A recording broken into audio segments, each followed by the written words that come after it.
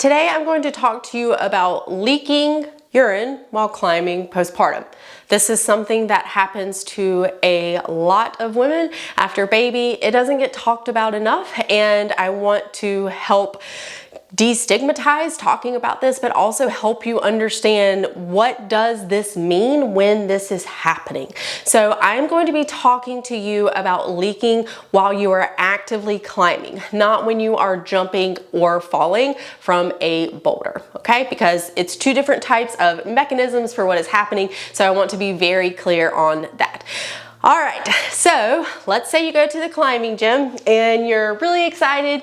It may be your first session back postpartum, or it may be several sessions after you've started, or maybe even months, and you notice, what now? I think I just peed myself while I was climbing. So here's a story for you. I was about 8 months postpartum with my son, Mason. I had been climbing since about 5 weeks postpartum. Had some problems with leaking when I very first started, but I also knew that I was pretty early postpartum. So I still had a lot of work that needed to be done in terms of my pelvic floor. I did some work, felt a lot better, symptoms improved. Fast forward to that 8-month mark. I'm on the wall, I'm climbing with a couple of friends, we're taking turns trying a boulder. There's one higher lock-off move that was pretty intense for me, and I really had to try hard. I had tried the move several times, wasn't able to make it, decided to try it one more time. 0 symptoms, felt amazing. I go up, climb up, get to my high point, lock off, reach. I feel the hold, and I'm about to grab it and peed. I felt it immediately. I peed. It came out of nowhere. I had no idea. I didn't even have to pee. Of course, I came down. I was really upset because of what I do, what had just happened. I was like, oh my God, I'm a complete failure. Anyway, we'll save that story for another day. But here's what happened.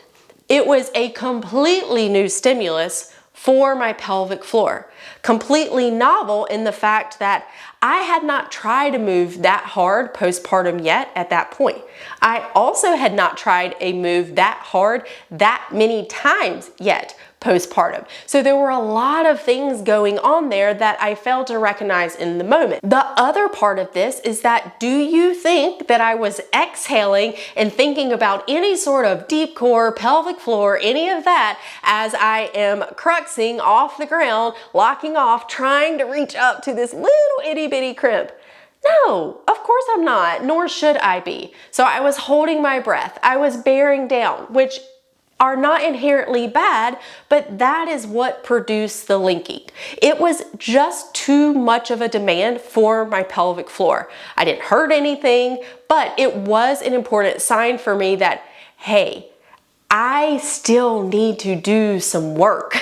I still have room for improvement. So that's what I want you to focus on, is that if you do have some leaking on the wall, take a step back and think of it in a big picture, okay? What was the session like? Was it a super high volume session, or had you done a mega session the day before and you're coming back in? Maybe you felt a little bit tired at the beginning of the session. There are always pieces of information that when something like this happens, we tend to not want to look at the big picture, and we sort of forget, and we get very focused in that one moment of how, oh no, this happened, this means I'm not strong, or so embarrassing, anything like that. We need to think of it more in terms of like a problem solving. Okay, so are you doing something new? Are you doing something a lot more intense than what you normally do? Are you holding your breath? Do you know what type of movement made the symptom happen? Or was it just a little bit throughout your session? These are all important things that you need to kind of just think about in a very non-emotional way if you can, because they are going to help you find solutions for what your body needs. And whenever someone tells me about leaking on the wall, first of all, don't freak out, because there is nothing to freak out about. You haven't hurt anything. All it is a sign of your body saying, hey, that demand was a little high for me. And it just tells us that we have room for improvement. Either we have room for improvement in the strength of our pelvic floor, it could be in our hips, it could be in our core, it could be in our breath strategy. It just means room for improvement.